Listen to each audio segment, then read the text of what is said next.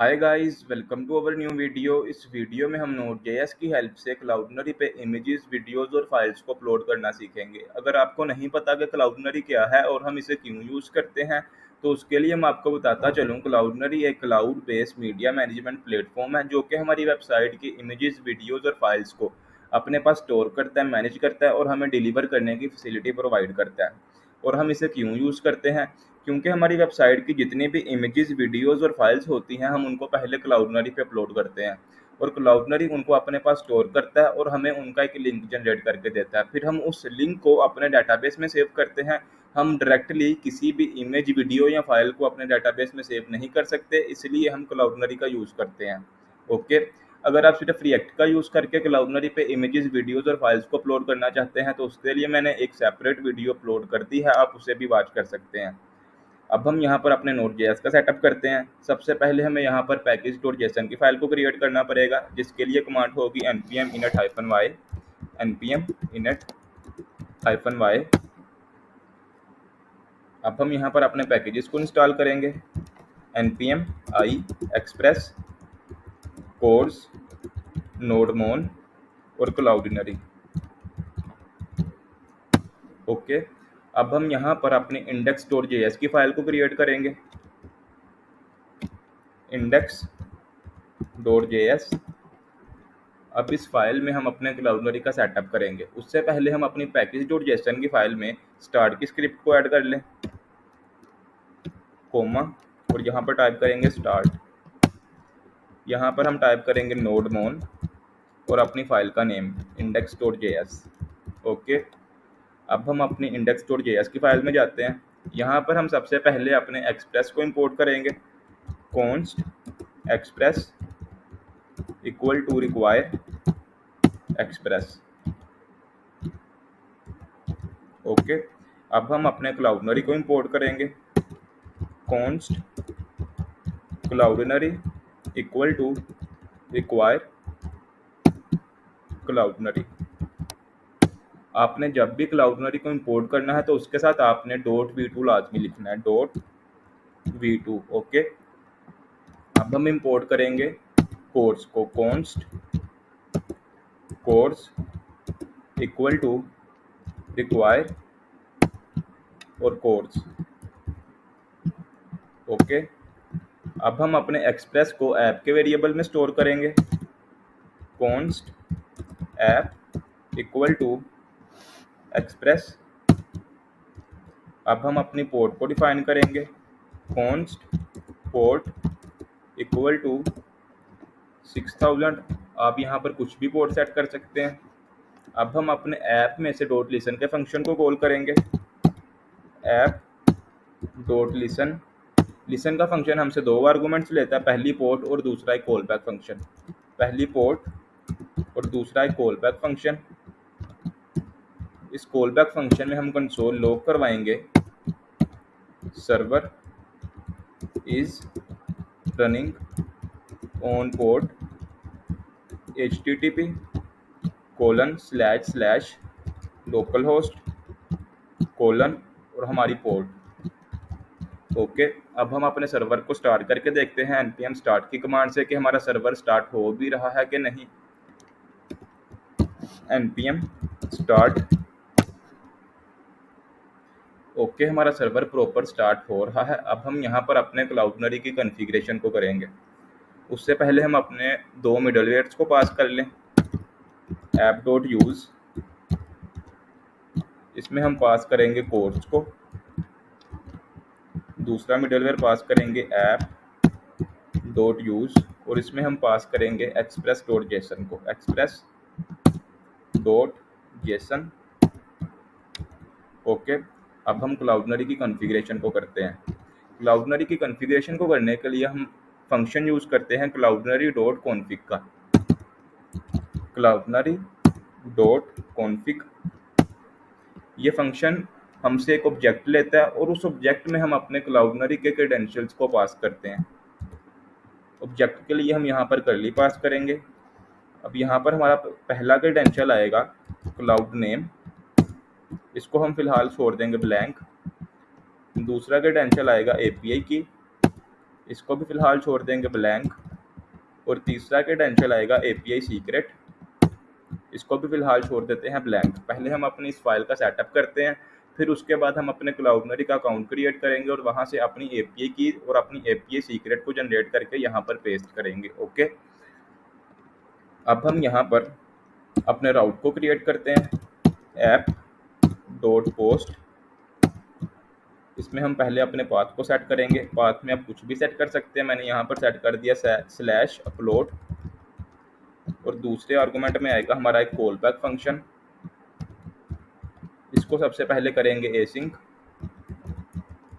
और इसमें रिक्वेस्ट और रिस्पॉन्स को सेट करेंगे, रिक्वेस्ट और रिस्पॉन्स। इस कॉल बैक फंक्शन में हम पहले करेंगे ट्राई कैच। अब इस ट्राई कैच में पहले कैच में अपने एरर को सेट करेंगे, CLG एरर। जो भी एरर आएगा वो हमें कंसोल लॉग में शो हो जाएगा। ओके, अब हम इस ट्राई में सबसे पहले बॉडी से लेंगे एक file, const curly equal to request dot body. हमें बॉडी से मिलेगी एक फाइल।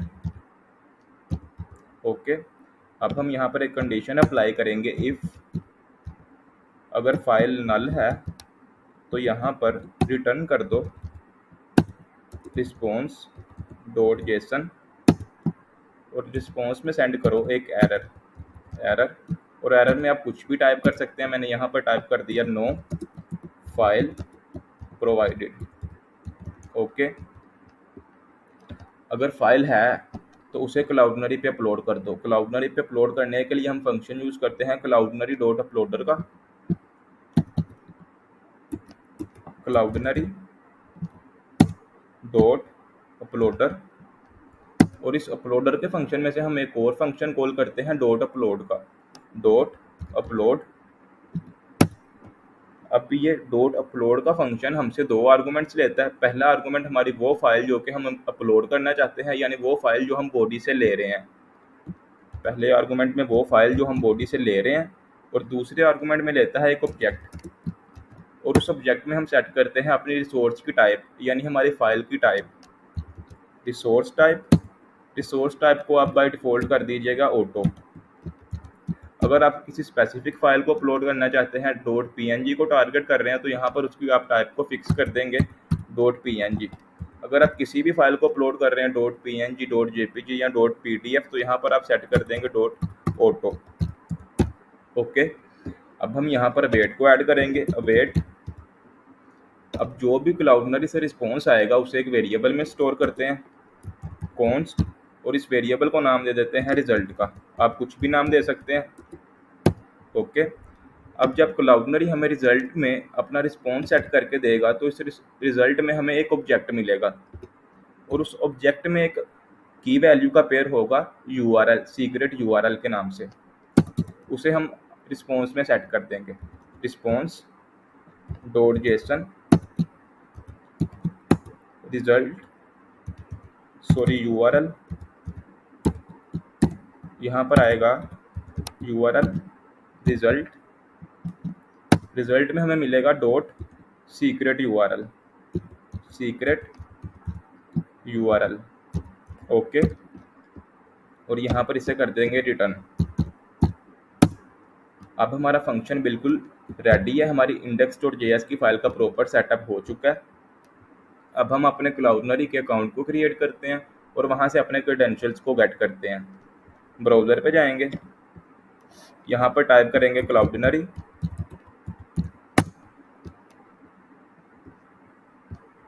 क्लाउडनरी पे क्लिक करेंगे। यहाँ पर आपने साइन अप फॉर फ्री पे क्लिक करना है। यहाँ पर आप साइन अप विद गूगल भी कर सकते हैं, मैंने यहाँ पर साइन अप विद गूगल कर दिया। अपने अकाउंट को सिलेक्ट करेंगे, कंटिन्यू करेंगे।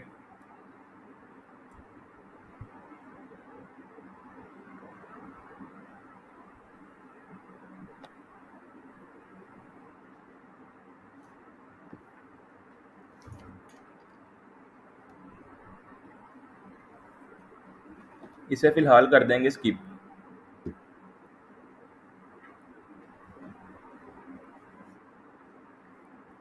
अब हम यहाँ पर सबसे पहले जाएंगे सेटिंग्स में। आप स्क्रॉल डाउन करेंगे तो आपको यहाँ पर नीचे सेटिंग्स का आइकन मिलेगा, आपने इस पर क्लिक कर देना है और यहाँ पर आपने एपीआई कीज़ पे जाना है। एपीआई कीज़ पे क्लिक करेंगे। जैसे ही आप एपीआई कीज़ पे क्लिक करेंगे तो आपको यहाँ पर सबसे ऊपर पहले का आपका क्लाउड नेम मिलेगा, आपने यहाँ से इसे कॉपी करना है और अपने कोड में जाना है और यहाँ पर पेस्ट कर देना है। ठीक है, यहाँ पर आपको आपकी एपीआई की भी मिलेगी, आपने उसे भी यहाँ से कॉपी कर लेना है और यहाँ पर आपने अपने कोड में पेस्ट कर देनी है। ओके, अब ये जो हमारी एपीआई सीक्रेट है उसे देखने के लिए यहाँ पर एक वेरिफिकेशन है। वेरिफिकेशन में क्लाउडनरी हमारी मेल पे कोड सेंड करेगा, फिर हम अपनी इस एपीआई सीक्रेट को देख सकते हैं। यहाँ पर आपको एपीआई सीक्रेट के साथ एक आई का आइकन मिलेगा, आपने इस आई के आइकन पे क्लिक करना है तो ये आपकी जीमेल पे एक वेरिफिकेशन कोड सेंड कर देगा। आपने अपनी जीमेल को ओपन करना है। जीमेल,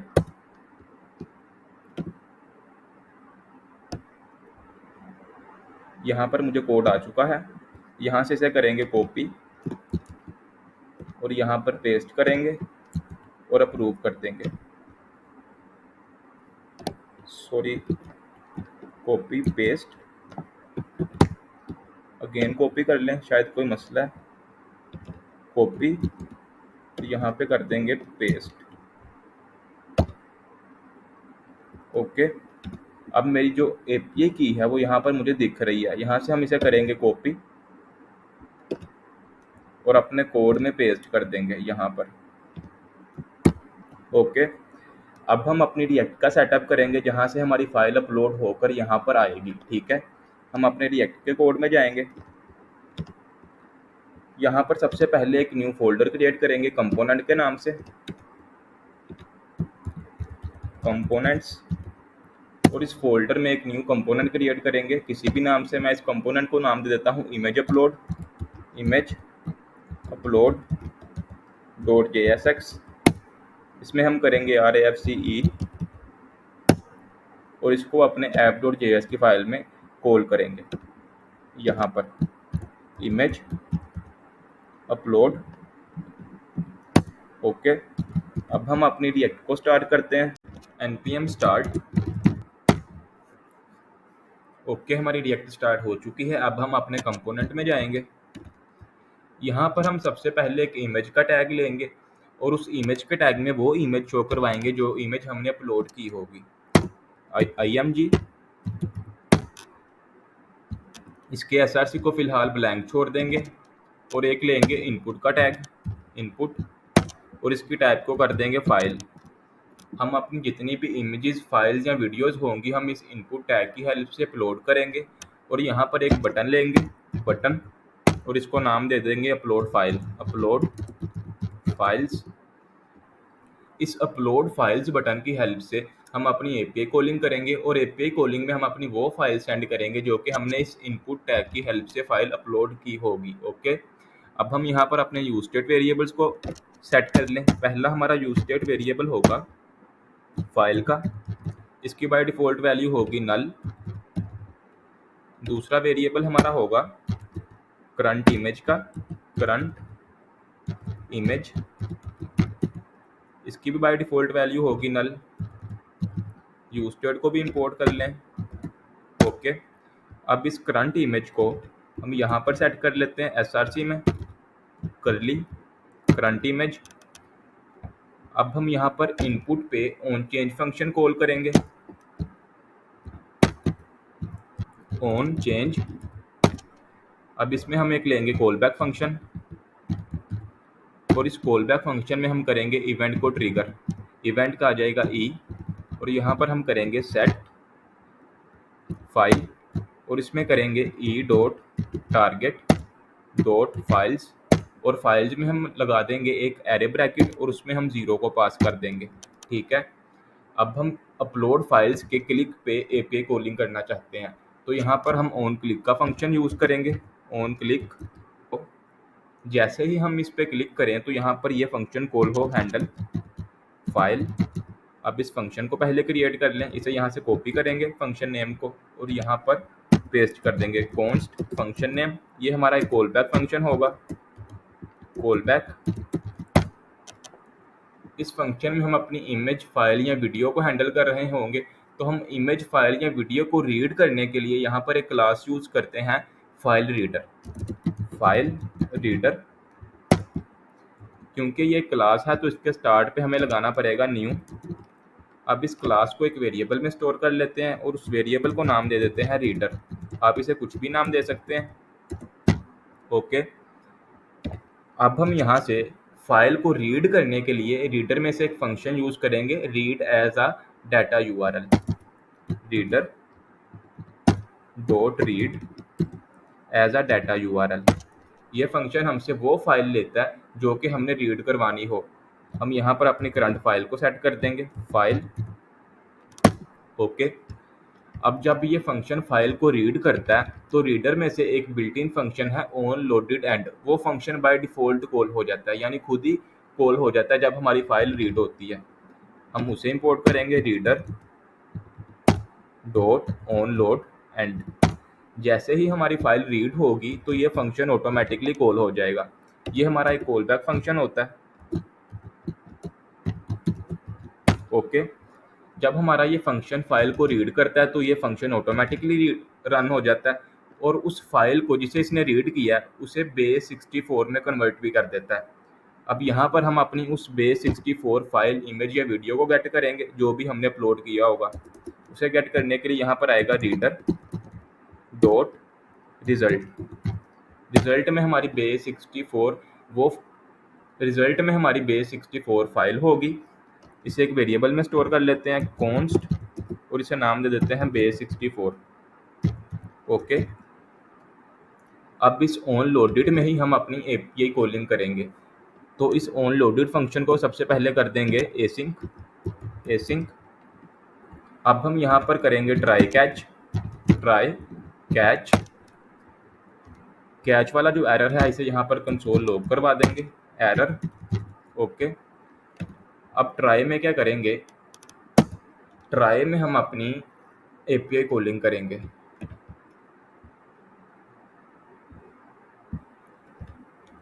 और एपीआई कॉलिंग के लिए हम यूज़ करते हैं एक्सियोस का। एक्सियोस, अगर आपने एक्सियोस का पैकेज इंस्टॉल नहीं किया तो आप पहले इस पैकेज को इंस्टॉल कर लें। ये पैकेज मैंने पहले से ही इंस्टॉल कर लिया था, Axios dot post. Sorry, Axios को पहले इंपोर्ट कर लें, डॉट पोस्ट। और इसमें हमारा सर्वर का यूआरएल आएगा जिस पे हमारा सर्वर रन हो रहा है करंटली। हमारा सर्वर रन हो रहा है http://localhost और हमारी पोर्ट है 6000 पोर्ट जो है वो कभी कभार इशू कर जाती है, तो इसलिए हम अपने सर्वर की पोर्ट को चेंज कर लेते हैं। 6000 की जगह पे कर लेते हैं 4000। ओके, हमारा सर्वर 4000 पर रन होना शुरू हो गया। और यहाँ पर एक और इशू है शायद, यहाँ पर सीक्रेट यूआरएल की जगह पे आता है सिक्योर यूआरएल। मैंने गलती से यहाँ पर आपको सेट करवा दिया था सीक्रेट यूआरएल, यहाँ पर आएगा सिक्योर यूआरएल। ओके, अब हम अपने रिएक्ट के कोड में दोबारा जाते हैं और यहाँ पर एक कॉमा ऐड करेंगे और अपनी फाइल को सेंड करेंगे। बैकएंड हमसे ले रहा है एक फाइल और उस फाइल में हम अपनी बेस 64 को सेंड करेंगे, बेस 64। ओके, अब हम इस एक्सोजियस में अवेट को ऐड करेंगे, अवेट। और जो एक्सोजियस हमें रिस्पॉन्स देगा उसे डीस्ट्रक्चर कर लेंगे, कॉन्स्ट। रिस्पॉन्स में हमें मिलता है डाटा, उसे डीस्ट्रक्चर कर लिया। अब इस डाटा में हमें मिलता है एक यूआरएल, उस यूआरएल को हम सेट करंट यूआरएल में सेट करेंगे, सेट करंट इमेज। इसमें हम सेट कर देंगे डाटा डॉट यूआरएल जो कि हमने बैकएंड में रिस्पॉन्स में सेंड किया था। ठीक है, अब हम एक दफ़ा इस कोड को देख लें और इसको प्रैक्टिकली करके देखते हैं। ब्राउज़र पे जाते हैं और अपनी इमेज को अपलोड करके देखते हैं कि हमारी इमेज अपलोड हो भी रही है कि नहीं। ब्राउज़र पे जाएंगे,